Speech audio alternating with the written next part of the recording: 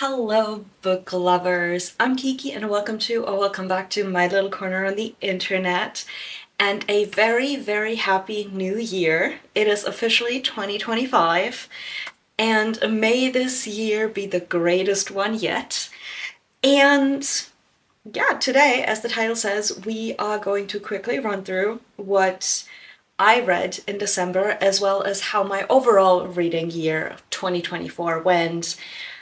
I do like looking at some statistics there. So honestly, let's just get into it. I did have a TBR for December that I ended up disregarding quite a bit, mostly because I just I love my TBR wheel, but sometimes it does not give me what I want to read, which is why I started with the TBR jar. It gives me a little bit more freedom. But anyway, I sort of used my TBR as a very, very loose suggestion instead of a you should read these this month, definitely challenge. And yeah, so before I get into the books that I read and DNF'd, because there are a few DNFs, I thought I would quickly run through the books that I got in December. Technically, I'm on a book buying ban, but also technically, I only really bought one of them myself.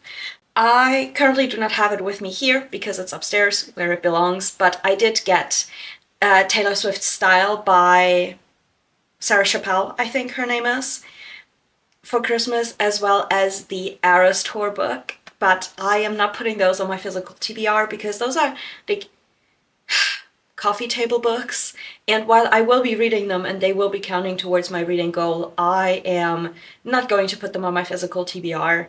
They are books, but they're not books in that sense for me. So having those out of the way, I did get the third Vergiss mein nicht by Kerstin Gier for Christmas time, and I'm very excited for it. I recently reread the first one so I can read the second and third book, given that the third came out at the end of November.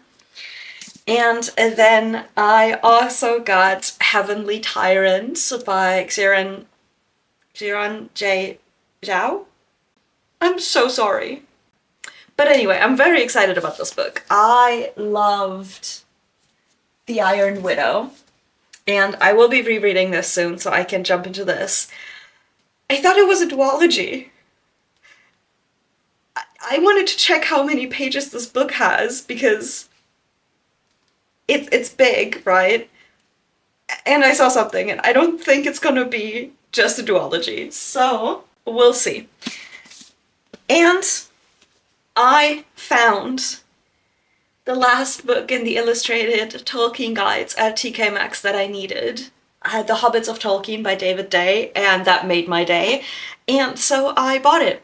And we can jump into the books that I read this month, because in December, this month, it's January, because this was literally the last book that I read in 2024.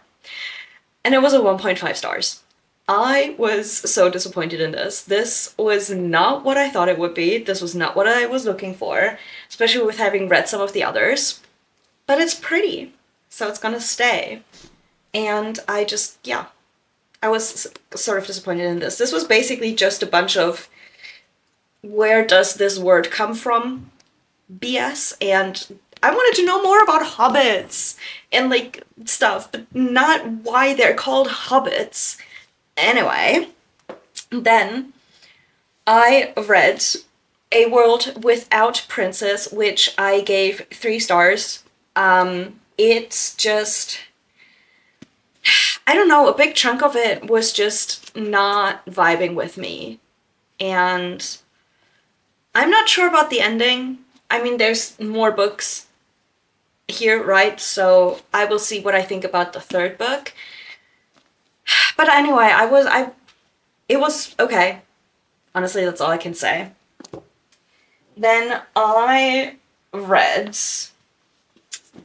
also read Apprentice to the Villain by Hannah Nicole Mayer, and I gave this 5 stars.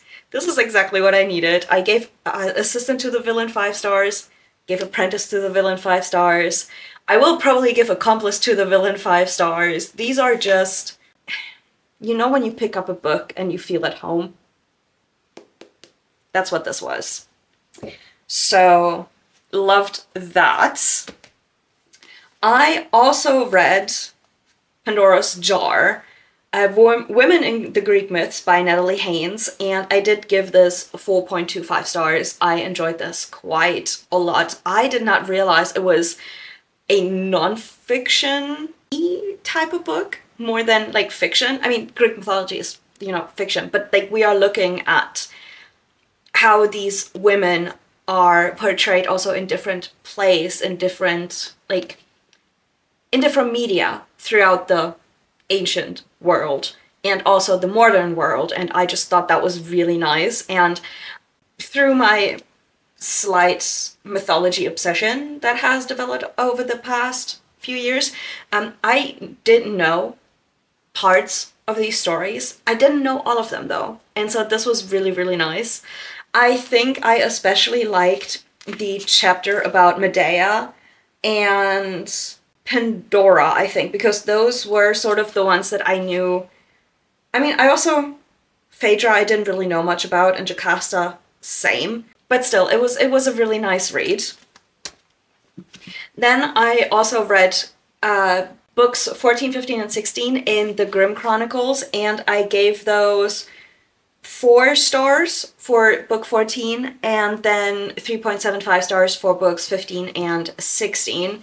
I am enjoying myself a lot more with these now that we are in like the 2nd season, and I am getting into like, I rate these differently from most other books that I own, partially because they're German and then partially because you sort of need to think of these books. Each book is like an episode. Yeah, rating these is difficult, for me at least. So, but I am enjoying myself. We are learning a lot more about certain characters and the backstory, but we're also learning more about what is happening right now, and it's just like, we're getting there, and I'm liking it. And then I need to check what I actually rated these books, right? So, I read Ghosts of the Shadow Market by Cassandra Clare, Sarah Rees Brennan, Maureen Johnson, Kelly Link, and Robin Wasserman? It looks Wasserman to me, so like I don't know how to pronounce it in English. But this was nice. I gave this 3.75 stars. I enjoyed this quite a bit. I do sort of regret reading the last story because the last one I think is supposed to be read after The Dark Artifices. I don't know how to pronounce that series title because I got so confused. I was like, what the heck are you talking about? And then I was like, oh. But anyway, I still enjoyed myself, so that was really nice. And then I also read Tales from the Shadowhunter Academy, and I also gave this 3.75 stars. Simon, this was so nice to see. The ending destroyed me just a little bit. And for both of these, what I need to say is I don't know if it's already out there, but I need a whole book, just Magnus and Alec. Because the more I learn about them individually, and as a, couple, spoiler alert. You should say spoiler alert before you say something. But anyway, the more I need, more of them. I've loved Magnus from the get-go, but Alec has been growing on me so much. Then I also I reread 6 Crimson Cranes, which I gave 4.75 stars. First time around it was a 5-star. Second time around 4.75 stars, which is basically a 5-star. It's just rereading it. It didn't give me that little bit of a spark that I had the first time around because I knew the story. And I love this. It's also a gorgeous book. And I cannot wait to continue with The Dragon's Promise and then Her Radiant Curse, which is a little bit of a prequel to the 6 Crimson Crane duology. And then I just realized I read so many ebooks. Oopsies. I'll get to those later. Then I read Wolkenschloss, which is A Castle in the Clouds, I believe, in English, by Kerstin Gier, and I gave this 4.5 stars. This was, again, something that I needed to reread. I loved this. I love Kerstin Gier's writing. I cannot say it enough. And this was such a fun book to revisit, and yeah, it's just, it is such a nice mix of things as well. I love these, but I've talked about this in a different video, and I think it was my Christmas book video. I will link it down below when I know which one it is, or like in the card thingy. But anyway, I read Belladonna by Adeline Grace, and this was so good. I gave it 4.25 stars. And I cannot wait to continue with this series. I only have the first one physically, but I will get it from the, I will get the second and third one from Libby. So I'm really excited to continue because I love this concept. I just loved it. Then I read, okay, there we go, Christmas Kisses, an Advent Calendar. I've said it in the Christmas book video. I gave it 2.5 stars. It was not for me. I'm not going to continue buying the short story Christmas, like Advent calendar books because they're just not for me. Yeah, it's a whole thing. And then I also read The Lantern of Lost Memories by Sanaka Hiragi, and I gave this 3.5 stars. I enjoyed it, but I didn't enjoy it quite as much as the Before the Coffee Gets Cold series. These are like really nice to just read in between though. So I think I'm going to continue to see if I can get some like Japanese, obviously in translation, literature, because these are cute. I just couldn't connect as much to these characters as I could to the ones in Before the Coffee Gets Cold series. Those I'm invested in. And then, funnily enough, the first book that I read in December was A Christmas Carol by Charles Dickens. I gave it 4 stars. It's a Christmas staple, I feel, at this point. Not much to say. And yeah, that was fun. Now, I didn't realize how many like ebooks I read. So I read Cruel Winter with You by Ali Hazelwood, which is in the Under the Mistletoe collection from KU, 4.5 stars. Merry Ever After by Tessa Bailey, I gave 1.5 stars. No. I read The Tea Dragon Festival. Did I read The Tea Dragon Society in November? Apparently. I read The Tea Dragon Festival, gave it 4.5 stars, loved it. Same with The Tea Dragon Tapestry. Those are just so cute. I love the art, the storyline is cute, love it. Then I also read All by My Elf by Olivia Dade, and I gave that 2.5 stars, just wasn't really it for me.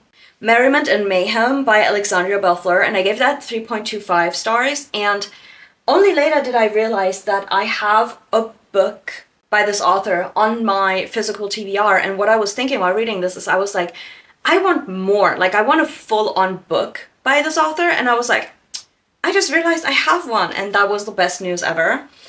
And then I also gave 3.25 stars to Only Santa's in the Building by Alexis Daria, and same thing, I think I might want to see if I can try out one of the other books written, and we'll see how that goes. And that was all of the books that I read in December. Now, to not give spoilers, because there is a DNFing, like read it or unhaul it video coming up, but I did DNF quite a few books this month. 10 books were DNF'd. One that I can show and will show, because there's an explanation for it, is I DNF'd Zum Paradies by Hanya Yanagihara. And this is To Paradise, and I DNF'd it because I should not have put it on my physical TBR to begin with, because I will not be reading this book in German.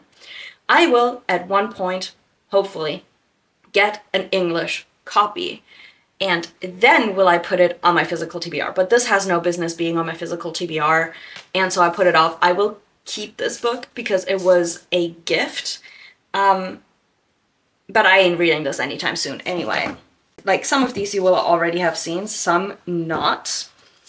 And little spoiler for my upcoming 24-hour readathon video. I started The Spirit Engineer, and then I DNF'd it.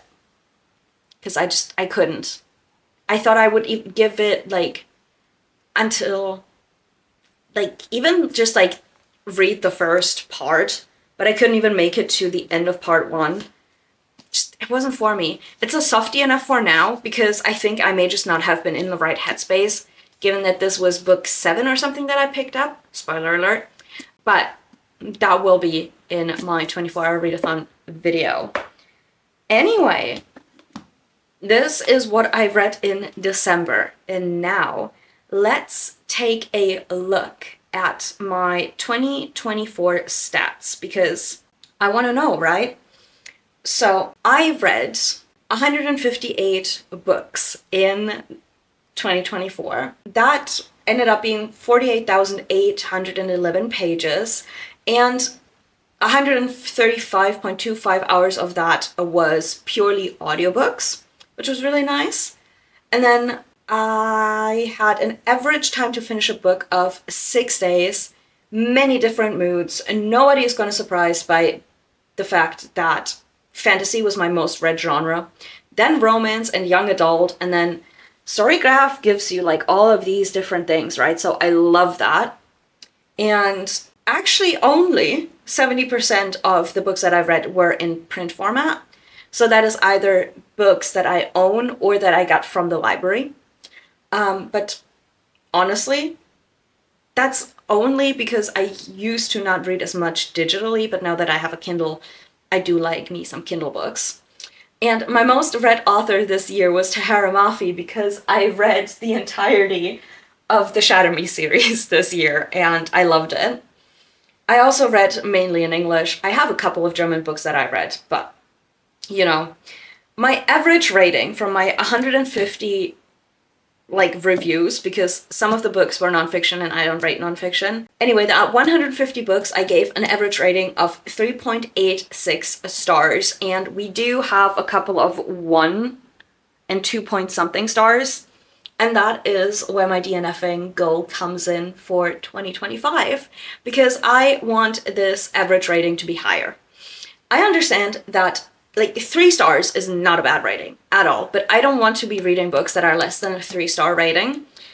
I know I said that after having showed you The Hobbits of Tolkien, which I gave a 1.5 star as the last book of the year, but I just like, that took me an hour to like skim through, so I counted as a rating, you know, so, but 1.5 stars. But anyway, I do love the graph of how much I read in which month, so I will put this up because I just think this is so interesting. But I had a major dip in reading in like May. I don't think I finished a singular book in May, and like first it was like whee, and then it went down, and then it slowly went up at first, and then it went through the roof. But it was a fun reading year, and that is what is important, right? Like, I learned to DNF. I learned a little bit more about my reading tastes and my preferences. I managed to get some new books that I really liked, some new books that I didn't really like. I've read books that have been on my TBR for a long time, some that hasn't been for so long. And it was just, despite not reading that much for a few months, I still managed to like finish my reading goal of 100 books. So I am very proud of myself. And the thing that I am proudest of is that I finished the year with 253 books on my physical TBR. I wanted to get it to 250. It did not work, but I was so close. And I'm very happy about that, because a few months ago I was at 300. That honestly is an incredible feat to me, the fact that I managed that. And I know I'm praising myself a little bit here, right? But you gotta praise yourself if you're proud of something that you wanted to achieve and you've achieved that, you know? Like, be proud of yourself. Anyway, I hope 2025 is going to be even better as a reading year. And honestly, for all of us, whatever your reading goal is for 2025, whether it is one book, just getting back into reading, or 100 or 200 books, or just to not even have a number and just have fun with reading, I hope you will achieve that goal, because reading should be fun. And yeah, I am so happy with all of this, and thank you so much for watching, and I hope to see you in the next one. There's some fun stuff coming up, so do be sure to subscribe and like and comment if you do like these videos, and thank you so, so much. Have a wonderful 2025, and I'll see you soon. Bye!